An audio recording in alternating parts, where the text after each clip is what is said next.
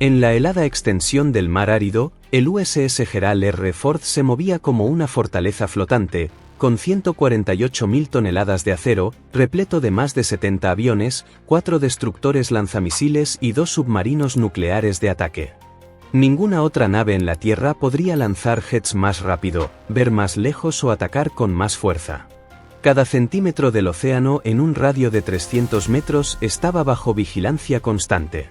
Cada amenaza etiquetada y rastreada en tiempo real. Y, sin embargo, esta mañana, buques de guerra y submarinos rusos comenzaron a acercarse por 3 frentes. Un submarino clase Kilo se deslizaba bajo las olas. Un destructor se lanzó hacia la pantalla de escolta. Y los cazas rugieron desde el sureste. No fue un accidente. No era un simulacro. Esto fue un movimiento deliberado para encerrar la nave de guerra más poderosa de la historia humana. En todo el grupo de ataque estadounidense, nadie dudaba de su capacidad de respuesta. Lo que desconcertaba a cada centro de información de combate era por qué Moscú arriesgaría rodear a un portaaviones que nunca podrían esperar derrotar en mar abierto. Y eso es exactamente lo que vamos a descubrir aquí en Zona de Conflicto TV. El mar árido ha sido durante mucho tiempo una de las fronteras más frías de la geopolítica. Un lugar donde el flanco norte de la OTAN mira directamente hacia el bastión ártico ruso. Aquí, los encuentros son inevitables, pero la escalada nunca debería ocurrir por accidente. Sin embargo, esta mañana, los ingredientes para algo mucho más peligroso ya estaban en marcha. En el centro de todo estaba el USS Gerald R. Ford, el buque insignia estadounidense del poder naval moderno. Con un coste de más de $13.000 millones, es más que una nave. Es una fortaleza móvil capaz de lanzar aviones más rápido que cualquier portaaviones antes que ella. Impulsado por 2 reactores gemelos que no necesitarán repostaje durante un cuarto de siglo. 4 destructores clase Arleigh Burke protegían sus flancos, cada uno con radar avanzado Aegis y células de lanzamiento vertical. Bajo las olas, 2 submarinos de ataque clase Virginia patrullaban invisibles, escuchando cualquier cosa que no perteneciera. Al otro lado del agua, Rusia había reunido una mezcla de amenazas. El Admiral Levchenko, un destructor construido para la guerra antimarina pero capaz de portar misiles antibuque, era la punta visible de lanza. Al acecho abajo se escondían submarinos diésel eléctricos clase Kilok. Más lento, más ruidoso, pero letal si lograban acercarse. En el aire, cazas Su-30SM estaban armados con misiles antirradiación Katcha-31P para cegar los radares y capturar misiles antibuque de 35U para hundir directamente buques de guerra. Oficialmente, el grupo de ataque estadounidense estaba en una patrulla de libertad de navegación, una reafirmación pública de que las aguas internacionales siguen abiertas a todos. Moscú lo veía como otra cosa, un reto en su propio patio trasero. Se enviaron órdenes silenciosas a los comandantes rusos. Interceptar, intimidar y desviar a los estadounidenses de su curso. Pero el grupo de ataque Ford no era una embarcación solitaria adentrándose en aguas disputadas. Cada milla cuadrada dentro de cientos de millas estaba siendo observada, escaneada y cartografiada por sensores estadounidenses. Satélites, aviones de patrulla y radares a bordo ya estaban formando una imagen en tiempo real de los movimientos rusos. En estas condiciones, la sorpresa no solo es rara, sino casi imposible. Y sin embargo, mientras el viento ártico azotaba las cubiertas de acero, los rusos estaban a punto de intentar precisamente lo que menos podían permitirse fracasar. A las 7:16 de la mañana, el radar SPY-6 del USS Thomas Hudner registró un cambio demasiado brusco para ignorarlo. El contacto, etiquetado como Admiral Levchenko, un destructor ruso de la clase Udalloy, navegaba a una velocidad constante de 15 nudos. Luego, en menos de un minuto, su velocidad subió a 28,4 nudos y su rumbo cambió directamente hacia el Hudner. En términos navales, esa maniobra fue una declaración inconfundible de intenciones. Dentro del centro de información de combate, los oficiales de guardia del Hudner seguían el cambio de rumbo, manteniendo la distancia sin alterar la trayectoria prevista por el grupo de ataque. Darse la vuelta concedería la iniciativa, algo que la doctrina estadounidense evita a menos que evite un ataque inminente. La actualización ascendió rápidamente en la cadena. En el puente de bandera de Gerald R. Ford, los oficiales superiores reconocieron el cambio, pero no emitieron nuevas órdenes. El grupo de ataque permaneció en su eje elegido, con la posición de mantenimiento del portaaviones en el centro de una red de defensa estratificada. La tripulación del Levchenko pudo haber creído que solo estaban atacando al Judner. En realidad, ya habían cruzado el alcance de combate del portaaviones, donde cada movimiento era planeado por una combinación de sensores a bordo, radar aéreo y sonar sumergido, todo conectado en tiempo real. Minutos después, la amenaza aérea surgió desde una base situada a unos 220 millas náuticas. 4 cazas Su-30 despegaron, con postquemadores dejando firmas brillantes en el aire ártico delgado. Cada uno cargaba con una carga mixta. Misiles antirradiación KH-31P para degradar radares y misiles antibuque KH-35U con alcances capaces de amenazar incluso a un portaaviones. A alta velocidad, el KH-31P podría acercarse desde el lanzamiento hasta el impacto en menos de 2 minutos. En la exhibición táctica del Judner, la trayectoria proyectada del caza penetraría profundamente en el anillo de defensa interior del Ford, una zona que los buques de guerra de la OTAN consideran innegociable. Aún así, la guía del portaaviones se mantuvo constante. Mantén la postura. No entres en combate a menos que te actives primero. Esto no era pasividad. Fue una decisión controlada dejar que los rusos hicieran el siguiente movimiento visible. Lo que las tripulaciones de Moscú no pudieron detectar fue el enfrentamiento paralelo ya en marcha bajo la superficie. Uno que pondría la presencia submarina rusa en el foco estadounidense. Mientras el Levchenko aceleraba en superficie y el Su-30SM avanzaba desde el sureste, apareció otro contacto en la cabaña de sonar del USS Thomas Judner. Al principio, era un pulso tenue enterrado en el ruido de fondo del abismo ártico. Fácil de pasar por alto sin un oído entrenado. Pero una vez filtrado y rastreado, el patrón era claro, estable, mecánico y coherente con el de un submarino diésel eléctrico ruso de clase Kilo, el Proyecto 877. El Kilo está diseñado para funcionar en silencio a baja velocidad, utilizando a menudo la termoclina para ocultar su posición frente al sonar activo. Este era lento, unos 3 nudos, pero su nivel de ruido era de 12 decibelios sobre el fondo, suficiente para que el equipo de sonar del Judner pudiera fijar la clasificación. Ya fuera que la tripulación del submarino subestimara las capacidades de detección estadounidense o aceptara el riesgo de seguir al grupo, ya estaban muy dentro del alcance de seguimiento estadounidense. Lo que el comandante de Kilo no sabía era que él no era el cazador aquí. Cientos de pies más profundo. Un submarino de ataque clase Virginia le había estado siguiendo durante horas, posiblemente días. El submarino estadounidense ajustaba los cambios de profundidad, registraba su firma acústica y mantenía la posición de disparo sin revelarse. Si comenzaban las hostilidades, el Judner podría lanzar un RUM-139K en segundos, lanzando un torpedo Mark 54 al objetivo antes de que el Kilo pudiera reaccionar.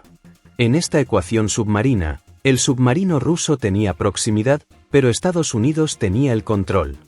En el centro de dirección de combate de Gerald R. Ford. La imagen actualizada de la amenaza ahora mostraba 3 ejes. El Levchenko presionando desde la superficie, los Su-30 desde el aire y el Kilo acechando abajo. Sobre el papel, era un cerco. En la práctica, el grupo de ataque mantuvo el dominio. Cada amenaza estaba dentro de una zona de muerte monitorizada y planificada de antemano.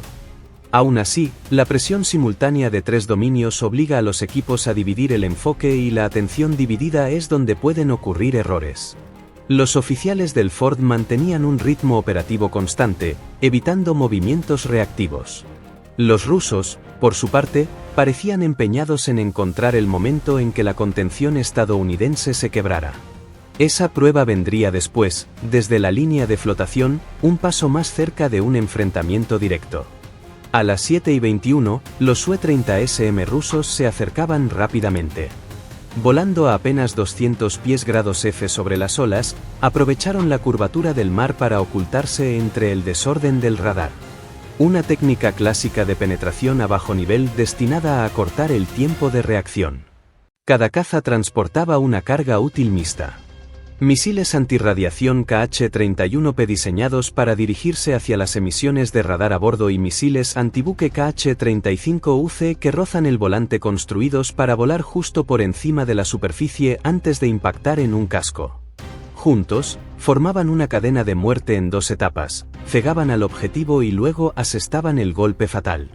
Dentro del centro de información de combate del USS Thomas Hudner, la vía era estable, deliberada e inconfundiblemente hostil. La trayectoria de intercepción trazada llevaría al vuelo ruso al interior del anillo defensivo de 25 millas náuticas del portaaviones, un área que la doctrina de la OTAN considera inviot. Si cruzas esa línea invisible sin autorización, todo comandante conoce el riesgo. Estás a segundos de disparar armas reales. A 12 millas, 2 de los Su-30SM rompieron la formación, inclinándose directamente sobre la posición del Hudner. El paso elevado era estrecho, apenas a unos cientos de metros por encima, y el rugido de los 2 postcombustores al 31F azotaba la cubierta del barco. Antenas cerradas. Herramientas sin asegurar resbalaron sobre el antideslizante. Y una ráfaga de chorro se abrió por las escotillas abiertas. Fue un pase brusco, una muestra deliberada de agresión destinada a provocar una respuesta inmediata. El capitán del Hudner no mordió. Las armas permanecían frías. La orden vigente del vado permaneció sin cambios. Mantén el rumbo. No disparen a menos que estén comprometidos. Esto no era contención por debilidad. Era control. En enfrentamientos como este, reaccionar demasiado pronto a la iniciativa decede. Mantener la posición obliga al otro lado a escalar abiertamente o a retroceder. Pero controlar no significaba no hacer nada. En la cubierta de vuelo del Ford, el ritmo había cambiado. Los directores de lanzamiento de camisas amarillas señalaron con movimientos bruscos y deliberados. Las tripulaciones de catapultas de camisa verde armaron los sistemas de lanzamiento, vapor silbando bajo las placas de la cubierta. Los pilotos realizaron las últimas comprobaciones dentro de las cabinas mientras el profundo retumbar de los motores F-414 retumbaba por el portaaviones. Muy por encima del enorme domo de radar del E-2D, el Hapkeye giraba metódicamente, enviando la imagen de la Napi-9 a la red Link 16. Cada avión, barco y emisión ruso fue representado con precisión. Altitud, velocidad, rumbo e incluso cambios en los modos de radar. El grupo de ataque no solo veía a los rusos, sino que predecía sus movimientos en casi tiempo real. Entonces entraron en juego los EA-18G Growlers. 2 de los aviones de guerra electrónica más avanzados de la Marina se posicionaron entre los Hornet y el Su-30SM que se acercaba. En cuestión de segundos, sus cápsulas de interferencia ALQ-249 se activaron, inundando las ondas con interferencias enfocadas.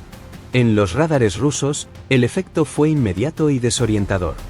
4 cazas estadounidenses aparecieron como 12, luego se fragmentaron en un enjambre de falsos ecos y desaparecieron por completo en el fondo ártico. Los tonos de bloqueo de misiles se activaron y se cortaron a mitad de ciclo. Para los pilotos del Su-30SM, el cambio fue como volar a ciegas. Sin sus enlaces de datos que alimentaban la información compartida de objetivos, se vieron obligados a volver a llamadas por radio de voz y métodos de localización visual, mucho más lentos y menos fiables en una interceptación a alta velocidad. Peor aún, el vuelo a baja altitud y alta velocidad estaba drenando combustible a un ritmo alarmante. Cada G alto girado para contrarrestar el acercamiento de un Hornet le daba más velocidad y alcance. En el lado ruso, el cálculo estaba cambiando. El sobrevuelo agresivo no había provocado una reacción. El bloqueo borraba su conciencia situacional y los relojes de combustible se agotaban. En una cabina, el piloto miró su indicador, sabiendo que tenía minutos antes de tener que decidir. Rompe y regresa o empuja más fuerte y corre el riesgo de quedarte sin opciones y combustible en vez de agua hostil. Esa decisión, tomada bajo presión, marcaría el momento en que este enfrentamiento se acercaría peligrosamente al combate directo. A las 7:34, la orden recorrió el centro de dirección de combate del USS Gerald R. Ford, nítida, calmada y absoluta. Durante casi 20 minutos, el grupo de ataque había estado absorbiendo presión coordinada desde 3 direcciones. Un destructor cargando en la superficie, un submarino acechando abajo y un escuadrón de cazas armados con armas diseñadas para hundir barcos o cegarlos. Ahora los estadounidenses responderían, no con un solo misil, sino con una tormenta que no dejaba duda de quién era el dueño del espacio de batalla. En la cubierta del portaaviones, el cambio fue instantáneo. Directores de camisas amarillas cruzaron el derrape a toda velocidad, con los brazos cortando el aire en el lenguaje agudo e inconfundible de las señales de la cabina de vuelo. Las tripulaciones de catapultas de camisa verde se agachaban sobre las escotillas de vapor, asegurando conexiones con golpes rápidos y ensayados de mazos y llaves inglesas. El fuerte golpe de los pasadores de bloqueo quedó ahogado por el siseo del vapor sobrecalentado y el profundo rugido ascendente de los motores F-414 empujando hacia todo el poder militar. La cubierta temblaba, no por las frías oleadas árticas, sino por la energía cinética que se acumulaba sobre ella. Para empezar, las catapultas eran 4 Fa-18E Super Hornets de VFA-211, los jaques mate en combate. Cada uno rodó hacia adelante por turnos, con los deflectores de explosión disparándose detrás de ellos. El vapor se enroscaba desde las vías de lanzamiento, las catapultas bloqueadas y, con un estruendoso estruendo, los jets se lanzaron al cielo, los postcombustores pintando las nubes grises con 2 lanzas de color naranja. En cuestión de momentos, más se unieron a ellos. Rams A-120 de AM colgados de los pilones de las alas. Los estabilizadores laterales A-9X se aferraban como garras. Y presas J de 2000 libras con peso en el vientre. Un equipamiento lo suficientemente versátil para destruir aviones entrantes, buques de superficie o demoler objetivos terrestres. Esto aún no era una formación de ataque. Era un mensaje inconfundible para todos los sensores y globos oculares rusos a su alcance. Estamos preparados, y somos muchos. Cada 47 segundos, despegaba otro avión. La cubierta se convirtió en una máquina implacable. Una avispa retumbaba hacia el cielo mientras la siguiente rodaba en su sitio. El ritmo era tan preciso que parecía coreografiado. Incluso entre veteranos, el ritmo era intenso.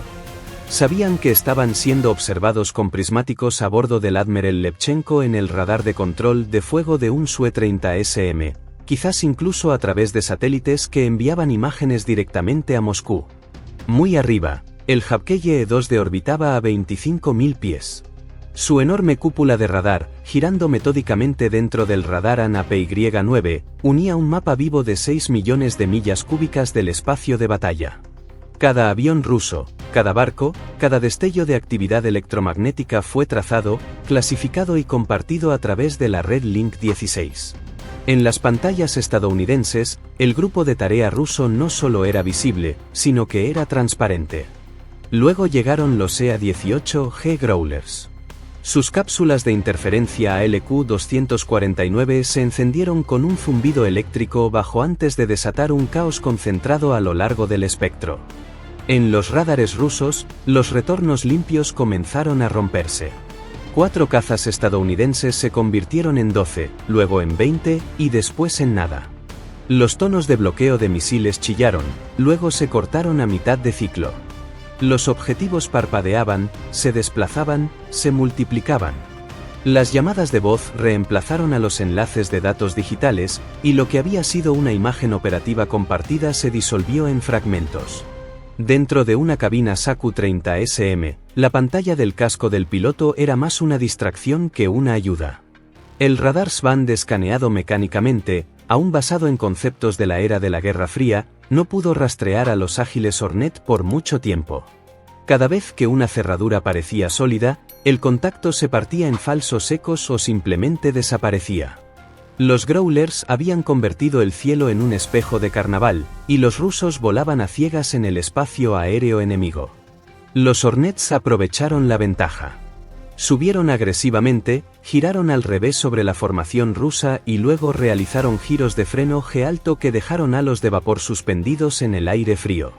Se deslizaron hacia las posiciones de cola sin disparar un solo tiro, obligando a los pilotos rusos a reaccionar, reducir la velocidad y consumir combustible valioso. Fue una humillación controlada, una demostración tanto de habilidad como de disciplina. Pero el movimiento más decisivo vino desde lo más profundo de la superficie. El USS New Hampshire, un submarino de ataque clase Virginia, había estado siguiendo al grupo ruso durante 9 días. Había estado allí cuando salieron del puerto, cuando bordearon la costa noruega y cuando entraron en el mar árido. Los rusos nunca la habían detectado. Ni un ping, ni rastro. Ahora, en una revelación calculada, se levantó. A 6,2 millas náuticas del Admiral Levchenko, el New Hampshire rompió la superficie en una columna de acero negro y salpicaduras blancas. El agua brotaba de su vela, captando la pálida luz ártica. Esto no fue un surgimiento accidental. Era el equivalente submarino a salir de la oscuridad con un arma apuntando y lista. En el Levchenko, el vigía gritó, señalando frenéticamente. Los marineros se desplazaron rápidamente a las estaciones antisubmarinos, bajando las plumas del sonar y preparando tubos lanzatorpedos. Pero la verdad ya se conocía. Si esto hubiera sido una guerra de verdad, se habrían ido. El New Hampshire llevaba días en rango de abatimiento. Con esa sola aparición, la iniciativa táctica rusa se desmoronó. El cerco que intentaron construir, superficie, aire y subsuelo, había desaparecido. Su submarino ya estaba comprometido. Sus cazas estaban perdiendo la guerra de radar. Y la carrera a alta velocidad de su destructor no había logrado nada. Y aún así, los estadounidenses no habían disparado ni un solo arma. No lo necesitaban. Cada maniobra, cada lanzamiento, cada revelación cuidadosamente cronometrada había sido una lección deliberada. El grupo de ataque podía poner fin al enfrentamiento cuando quisiera, y estaba eligiendo no hacerlo. En el centro de dirección de combate del Ford, la situación operativa era inequívoca. Los estados de combustible rusos caían rápidamente, la coordinación se desmoronaba y el jaque mate multidominio ya estaba en marcha. Sobre las olas, un piloto ruso, con los tanques casi vacíos, estaba a punto de hacer un movimiento desesperado que marca el punto de inflexión entre el estancamiento y la retirada. A las 7:49, el almirante Levchenko cruzó la línea final sin disparar un solo tiro. Su radar de control de tiro Frigot Ma dejó de escanear y se fijó directamente en el Gerald R. Ford. En lenguaje naval, era un cañón cargado apuntando al corazón del portaaviones. Dentro del centro de dirección de combate del Ford, las alarmas se encendieron en rojo y cada nave del grupo de ataque actualizó silenciosamente las soluciones de disparo. SM-6, SM-2, ESSM, todos listos. Con solo pulsar un botón el destructor ruso desaparecía bajo las olas árticas. Pero los estadounidenses no dispararon. No lo necesitaban. Durante 31 segundos, la Levchenko mantuvo su bloqueo y luego se soltó. Minutos después, los cazas rusos comenzaron su retirada, con poco combustible y opciones. Por la tarde, Moscú emitió un comunicado insípido. Ejercicio conjunto de preparación para el Ártico completado. Todo el mundo sabía que era una tapadera para una misión fallida de intimidación. El grupo de ataque Ford no había disparado ni un solo misil, pero aplastó el desafío ruso mediante precisión, disciplina e innegable superioridad. A veces, la verdadera dominancia no se mide en explosiones. Consiste en hacer que tu oponente elija marcharse. Y ese es el tipo de poder que habla sin apretar el gatillo. Comparte tu opinión en los comentarios y asegúrate de suscribirte a Zona de Conflicto TV, tu asiento en primera fila para ver las historias que el mundo no debería escuchar.